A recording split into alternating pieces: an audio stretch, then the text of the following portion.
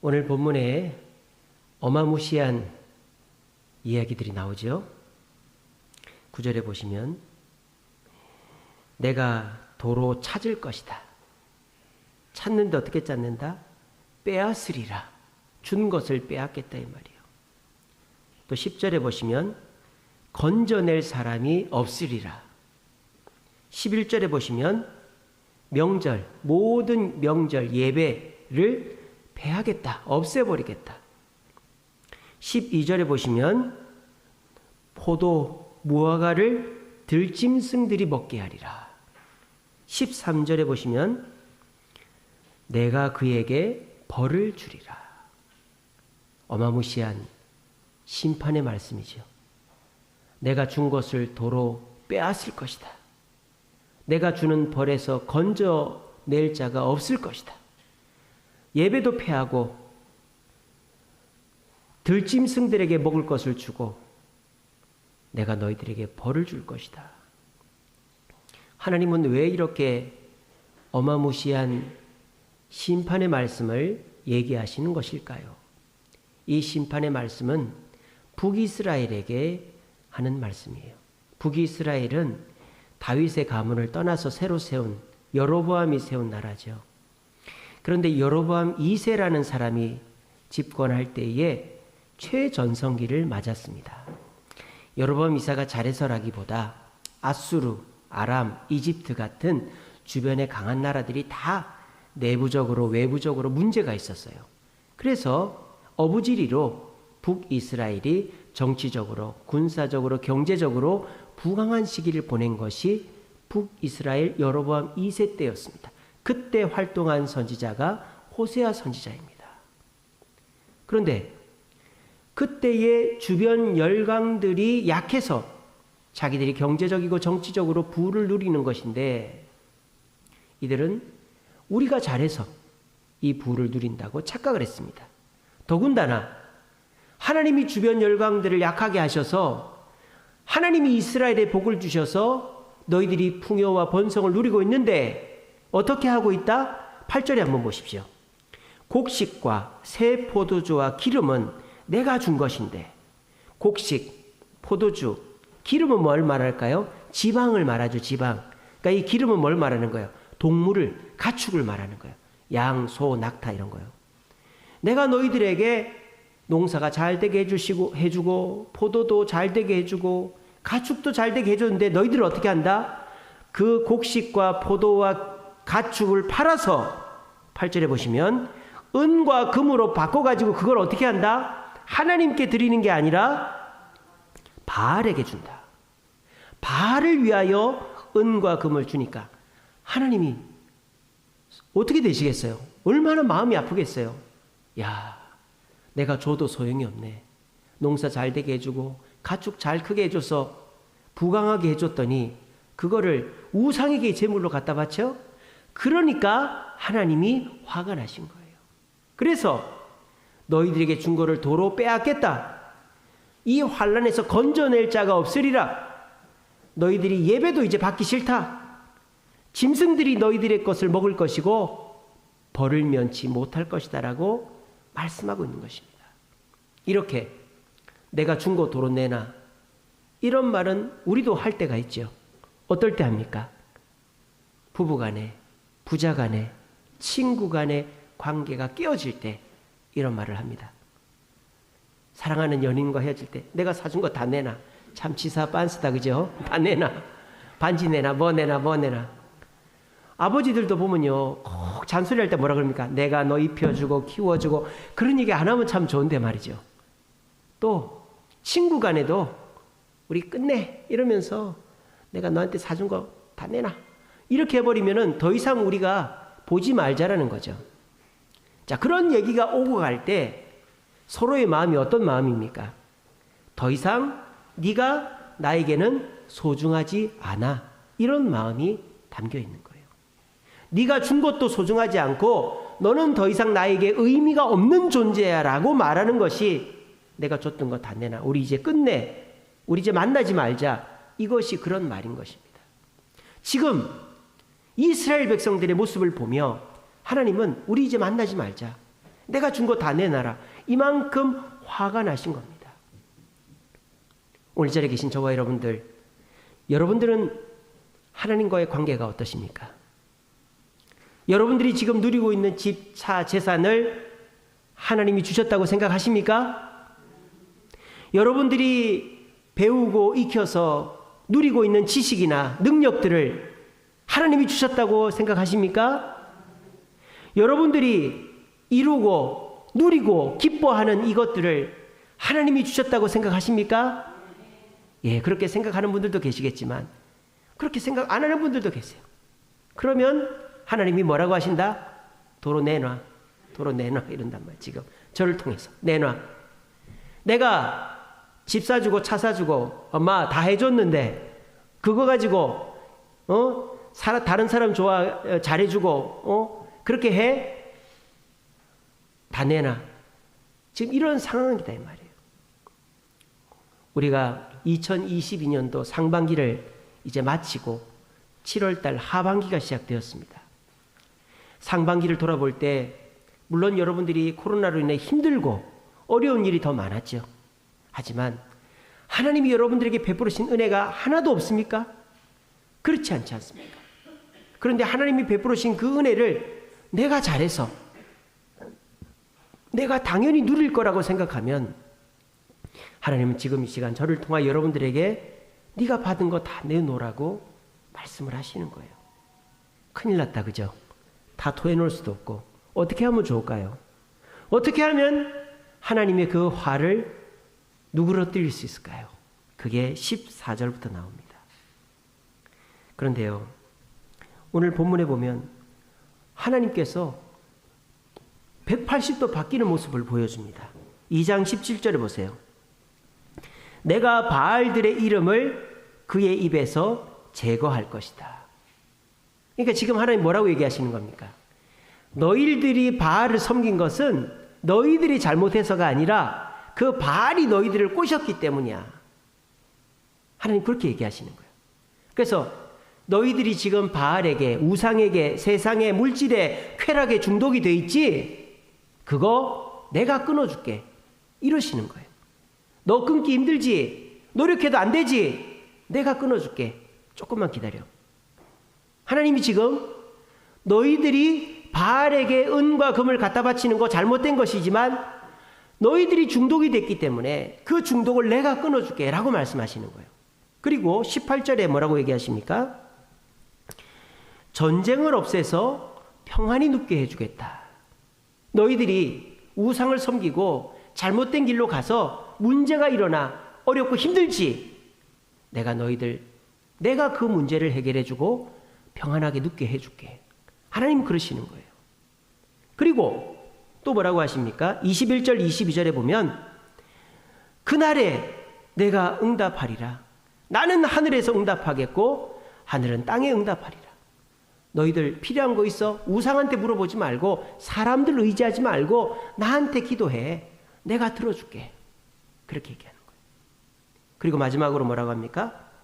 23절에 너는 내 백성이라. 네가 아무리 내 것을 우상에게 갖다 바쳐도 내가 준 것을 소중하게 여기지 않아도 너는 내 백성이라고 하나님은 180도 달라진 태도로 말씀하시는 거예요. 아니 어떻게 이렇게 달라질 수 있죠? 어떤 게 진짜 하나님의 모습이죠?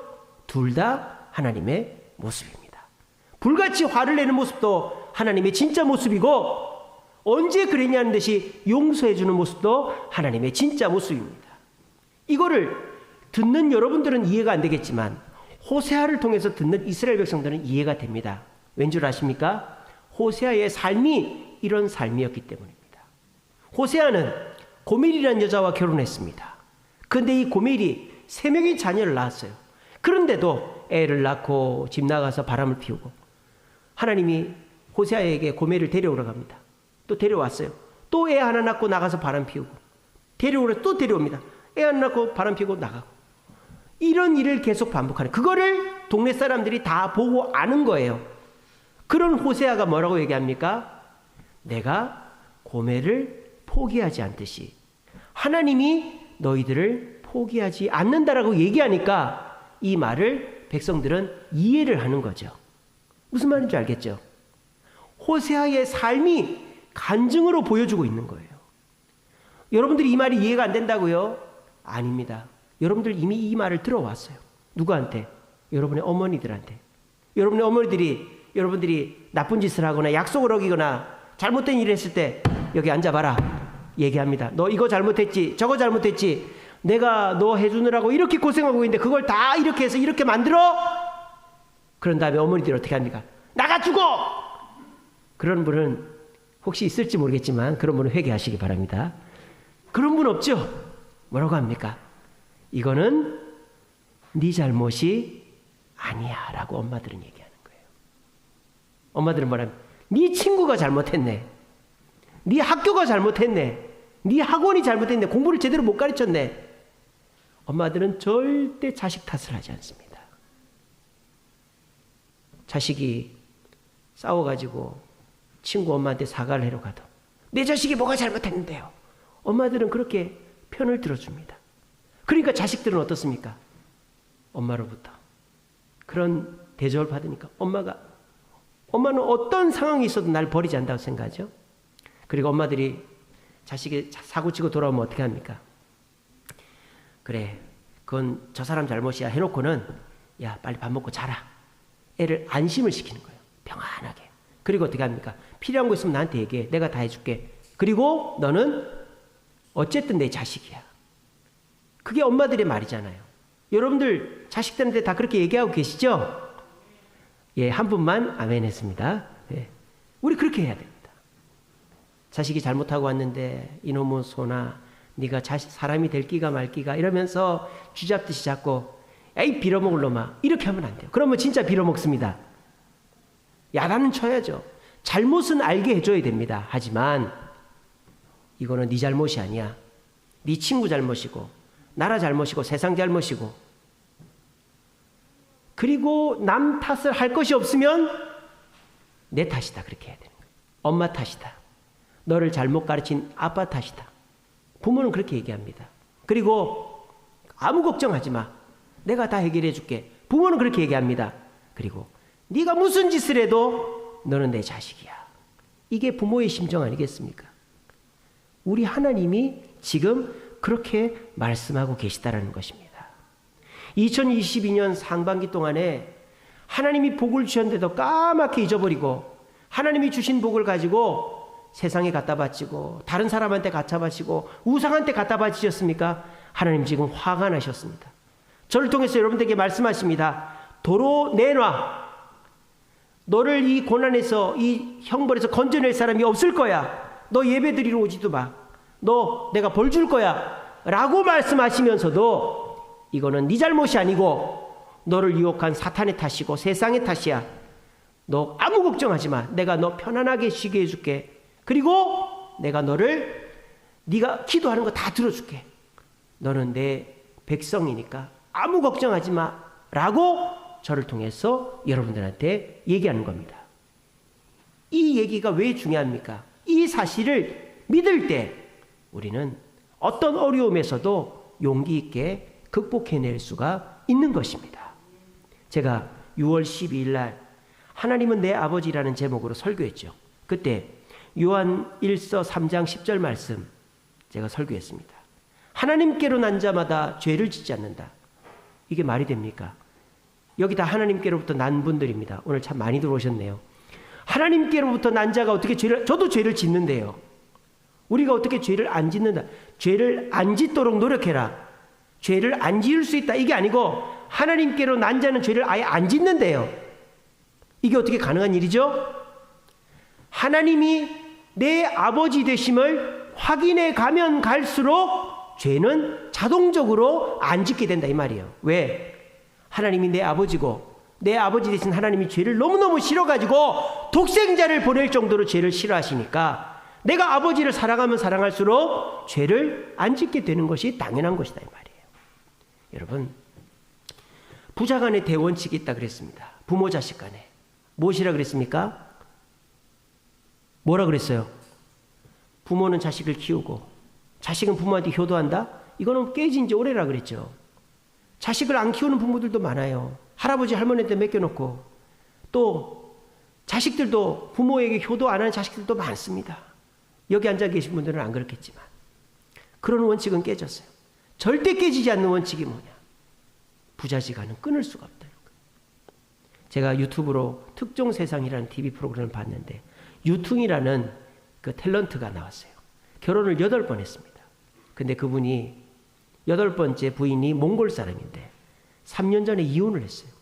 그래가지고 부인은 딸을 데리고 몽골에 갔는데 이 유퉁이 그 전 부인 학비, 생활비, 애 교육비까지 다 보내주는 거예요. 자기 그림 그리고 식당하고 밤업소 다니고 이래가지고. 근데 이제 이 유퉁이 당뇨가 심해가지고 인슐린을 막 엄청 많이 막 허벅지 찌르고 맞고 그러더라고요. 근데 자기가 이제 외롭고 힘드니까 다시 결혼을 하면 그 전처랑 몽골 여자랑 다시 재혼을 해야 되겠다. 왜? 자기 그 10살짜리 딸 미미, 딸애 때문에. 그래서 전화를 딱 했어요. 내가 몽골 한번 들어가려고 그러는데 만나자. 그랬더니 그 몽골 전처가 뭐라는 줄 압니까? 저 애를 낳았어요. 그러는 거예요. 말이 딱 막힙니다. 언제? 8개월 전에. 누구랑? 몽골 남자랑. 모르게 재혼을 해버린 거예요. 그러면서 이 유퉁이 보내주는 생활비며 학비며 다 받아 챙긴 거예요. 그 다음부터 전화를 안 받아요. 미안해가지고. 그래서 이 유퉁 씨가 찾아간 거예요. 몽골로. 찾아가가지고. 전화를 안 받아요. 근데 유퉁 씨가 그 지인들이 있으니까 수소문 해가지고 이제 만난 거예요. 그러니까 미안하다고 용서해달라고 그러는 거예요. 근데 유퉁 씨가 뭐라냐. 더 이상 너는 내 아내가 아니다. 너는 그 몽골 남자의 아내다. 하지만 이 미미는 내 딸이고 너의 딸이다. 이거는 어떤 일이 있어도 변하지 않는다. 내가 이 미미를 책임지겠다. 너는 재혼을 해서 애가 있으니 얘를 내가 한국으로 데려가겠다. 그리고 방학 때마다 보내주겠다. 그렇게 할 수 있겠냐. 그랬더니 애한테 물어보겠대. 애가 그렇게 하겠대요. 그래서 애를 데리고 왔고 지금 온 지 6일 됐어요. 제가 유튜브로 유퉁TV를 들어가 보니까 6일 됐더라고요. 사람은요. 제 자식을 버리는 사람은 없어요. 제정신 바뀐 사람이면. 왜? 자식은 절대 끊을 수가 없거든요. 사람도 그런데 하나님은 어떠시겠습니까? 여러분, 하나님은 절대 여러분들을 포기하지 않는 사실을 이 시간에 굳게 믿으시기를 바랍니다. 이게 흔들려 버리면 우리 신앙은 흔들려 버리는 거예요. 만약에 하나님이 나를 포기할 수 있다 이런 생각을 해버리면 그 사람은 불안해집니다. 신앙 자체가 불안하고 흔들려요. 그리고 어떻게 된다? 사람들이 유혹을 하면 하나님보다 나를 더 붙들어 줄 수 있는 사람한테 가버리는 거예요. 그런 식으로 자꾸 나를 붙잡아 줄 수 있는 사람을 찾아다니는 거예요. 그러다가 결국 아무도 나를 붙잡아 주지 않으니까 외톨이가 돼버리는 거죠. 그런데 하나님은 나를 절대 포기하지 않아. 나한테 너 내가 준 거 다 내놔. 너 이번에 피해갈 수 없다. 너 벌 받을 거다. 하셔도 우리를 사랑하셔서 네 탓이 아니야. 너 평안하게 자게 해줄게. 내가 다 해결해 줄게. 너는 내 자식이야. 라고 말하시는 거예요. 그거를 딱 믿어버리면 어떻게 될까요? 우리가 불안하지가 않은 거예요.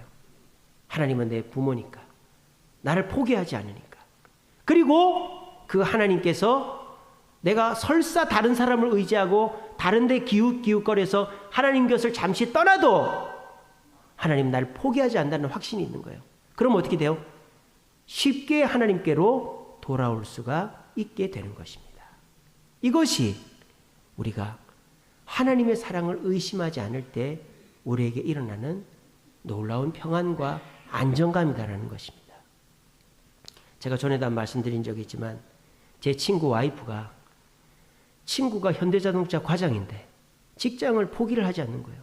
그것도 8시, 9시 출근해서 5시 퇴근하는 직장이 아니고 아침 9시 출근하면 그 다음날 아침 9시까지 24시간 일하는 직장에 하루 걸러 하루 쉬는 직장에 그리고 그 아들 하나 있는데 그 아들 때문에 아내가 버는 돈은 재택 가정부한테 돈이 다 들어가는 거예요. 근데도 그 직장을 내려놓지 않는 거예요. 왜? 불안하니까. 뭐가 불안해요? 남편이 나를 버릴까 봐. 왜? 그 제 친구 와이프는 이혼한 가정의 자녀였어요. 버림받아 본 경험이 있으니까. 자기 남편도 나를 버릴 거다 생각을 하고는 내가 버림받으면 직장이 있어야 될 거 아니냐. 그 직장을 포기하지 않는 거예요. 불안감이라는 건 그런 겁니다. 얼마나 어리석습니까? 번 돈을 그대로 자식 재택 가정부한테 200만 원을 다 갖다 주는 거예요. 근데 직장을 포기를 하지 않는 거예요. 왜 그럴까요? 불안하니까. 남편을 못 믿으니까. 자기 아버지처럼 자기를 버릴 것 같으니까. 여러분 그렇게 신앙생활하고 있지 않습니까? 교회를 나와도 불안하십니까? 하나님이 벌 내릴 것 같습니까? 내가 조금이라도 한눈 팔면 하나님이 나를 내칠 것 같습니까? 그러면 우리는 신앙생활 하는 의미가 없는 거예요. 제 친구 와이프가 돈을 벌어다가 그렇게 불안해서 그렇게 직장을 못 그만두는 것처럼 우리가 그런 불안한 마음으로 교회를 다니면 신앙생활을 하는 의미가 아무것도 없는 것입니다. 오늘 이 시간 주님은 저를 통해 여러분들에게 말씀하십니다. 불안해하지 마라. 나는 너를 절대 포기하지 않아. 네가 잘못한 거 내가 지적한다. 너 잘못했어. 하지만 네 잘못이 아니고 마귀 잘못이야. 나는 너를 편안하게 해줄 거야. 그리고 내가 너의 모든 문제를 책임질 거고 너는 내 자녀야. 라는 것을 저를 통해서 말씀하시는 것입니다. 2022년 하반기는 이 마음 가지고 시작하시면 여러분 불안할 일이 없어요. 코로나가 다시 재유행을 하고 내 사업이 잘 안 되고 몸이 아프고 해도 하나님이 나를 포기하지 않으니 내가 아무리 한눈을 팔고 잘못을 해도 하나님은 내 탓을 하는 게 아니라 세상 탓을 하고 사탄 탓을 하시니 나는 불안해할 필요가 없지. 내가 잠시 한눈을 팔고 주님을 떠나도 주님은 나를 다시 받아주시지. 이 마음으로 2022년도 하반기를 시작하시면 여러분들에게 더 큰 축복과 기적이 일어날 줄로 믿으시기를 바랍니다. 말씀을 맺겠습니다. 오늘 본문에서 하나님이 우리를 용서하시고 우리를 받아주시는데 좀 더 빠르게, 좀 더 확실하게 하나님의 사랑과 은혜를 받을 수 있는 방법을 가르쳐 주십니다. 그게 14절에 나오죠. 14절에 뭐라고 되어 있습니까? 그러므로 보라, 내가 그들을 타일러, 여기서 그들은 이스라엘 백성. 지금 여기서 호세아하고 하나님 사이 대화거든요. 그러므로 보라, 이게 보는 사람 호세아고요. 내가는 하나님이에요. 호세아야 봐라, 내가 이스라엘 백성들을 타이르겠다라고 하는 거예요. 내 것을 팔아서 은과 금으로 만들어 우상에게 갖다 바치는 그 이스라엘 백성들을 내가 타이르겠다 그러는 거예요. 타일러서 어떻게 하신다? 거친 들로 데리고 가서 말로 위로하겠다. 이게 무슨 뜻일까요? 여기서 말하는 거친 들이 어딜까요? 광야를 말하죠. 말이 뭘까요? 하나님의 말씀을 말하죠. 위로는 뭘까요? 하나님이 베풀으신 기적을 말하죠. 여러분 제가 지금 말씀드린 광야, 말씀, 기적은 다 언제 있었던 이야기입니까? 출애굽 때 있었던 얘기입니다. 출애굽 때 이집트를 떠나서 광야에 40년을 머무는 그 출애굽 때 이스라엘 백성들은 처음으로 하나님을 만났습니다. 광야에서 하나님을 처음으로 만났습니다. 광야에서 하나님의 말씀을 들었습니다. 광야에서 구름기둥, 불기둥, 만나 매출하기, 반석에서의 물, 전쟁의 승리, 온갖 기적을 다 경험했습니다. 주님은 지금 너희와 나 사이가 회복되려면 첫사랑의 자리로 돌아오라고 말씀하시는 것입니다. 우리가 누군가와 회복을 하려면 절대 조심해야 될 게 뭡니까? 옛날 얘기 꺼내면 안 됩니다. 옛날 얘기 꺼내면 또 싸우자는 얘기죠. 전에 이랬잖아, 앞으로 또 이럴 거야, 이러면은 또 싸우자는 얘기예요. 부부간에도 서로 신혼 때 좋았던 얘기들을 하고 생각을 하면 관계가 회복됩니다. 부모 자식지간에도 특별히 자녀가 부모한테 서운할 때 그래도 우리 부모님이 나 놀이동산 데려가지고 잘해준 거 생각하면 부모님이 덜 미워지는 거예요. 자식이 미울 때도 아기 때 사진 보면서 이때 참 귀여웠는데, 이때 참 나한테 만족이었는데, 그러면 좋을 때를 회상하면 관계가 회복되는 겁니다. 지금 하나님은 하나님 앞에서 하나님이 준 돈 가지고 은금을 사가지고 우상에게 갖다 바치는 이스라엘 백성들에게 우리 첫사랑의 자리에서 만나자, 우리 첫사랑을 회복하자라고 말씀하시는 겁니다. 너와 내가 처음 만났던 그 광야에서 내가 처음 말을 전했던 그 말씀으로 내가 너에게 기적을 베풀었던 그 위로로 우리 다시 만나면 우리 회복될 수 있어 라고 말씀하시는 것입니다. 제가 이번 금요기도회 때 실패가 없는 사랑이라는 제목으로 말씀 전했습니다. 삼손 실패한 인생입니다. 하지만 그 끝은 실패가 아니라 지금까지 죽였던 사람보다 더 많은 사람을 죽이고 죽었어요. 어떻게 해서 그렇게 됐을까요? 삼손의 인생은요, 임신할 수 없는 어머니에게서 임신이 됐고, 나시린의 규례를 2개나 어겼는데도 힘이 생겼고, 유지됐고, 그리고 눈이 뽑혔는데도 하나님이 힘을 주셔서 마지막에 블레셋 사람들 죽이고 자기도 죽은 거예요. 이게 어떻게 된 겁니까? 삼손이 하나님의 사랑에 반응을 한 것입니다. 하나님이 삼손에게 계속 사랑한다, 사랑한다. 임신이 안 돼도 임신시켜 주시고, 규례를 어겨도 포기하지 않으시고, 그 기둥 사이에서 비참하게 있을 때도 하나님이 지켜보고 있었어요. 그때 삼손이 하나님 하고 부른 거예요. 하나님, 이번만 나에게 힘을 주시면 이놈들 죽이고 저도 죽을게요. 하나님 앞에, 하나님이 그 사랑 앞에 반응을 한 거예요. 그랬더니 하나님이 힘을 주셔서 삼손의 마지막을 좋게 하신 것입니다. 제가 금요일 때 그런 말씀 드렸죠. 손바닥도 마주쳐야 소리가 나는 거예요. 하나님은 끊임없이 우리를 사랑한다, 사랑한다, 사랑한다라고 하시는데 우리가 이걸 계속 피하고 있는 거예요. 소리가 안 나죠. 여러분, 갖다만 대고만 있으세요. 하나님이 사랑한다 할 때 손만 대고만 있으세요. 그러면 여러분의 삶에 놀라운 기적이 일어나게 될 줄로 믿으시길 바랍니다. 2눈 뽑힌 삼손이 뭐 위험하겠어요. 그러니까 기둥에 세워놨는데 힘 떨어지고 2눈 뽑힌 삼손에게 하나님의 역사가 일어나니까 거기 있는 사람 다 죽여버리잖아요. 여러분 지금 힘드시죠? 어렵죠? 기적이 필요하죠? 기적이 일어날 수 있습니다. 어떻게 하면 하나님이 끊임없이 나는 너를 포기하지 않아, 나는 너를 사랑해라고 말씀하시는데 그 사랑 앞에 그 사랑을 외면하지 마시고 저도 주님을 사랑합니다. 사랑합니다 아버지, 하나님 아버지 사랑합니다. 이걸 하루에 5번만 해보세요. 그렇게 하면 하나님의 사랑과 내 사랑이 마주치면 소리가 나듯 여러분의 삶에 지긋지긋하게 유지되어 왔던 문제들이 해결되는 역사가 하반기에는 있을 거예요. 여러분 한번 그렇게 해봅시다. 하반기 이제 시작합니다. 2022년 하반기는 하나님의 사랑에 내 반응을 보여줍시다. 광야에 첫 번째 만났던 그 첫사랑의 자리에 와서 이 교회에 와서 말씀 듣고 또 내가 주는 위로를 받으라고 하시는 그 말씀 앞에 예 주님 그렇게 하겠습니다. 매주일 교회 가겠습니다. 주의 말씀 듣겠습니다.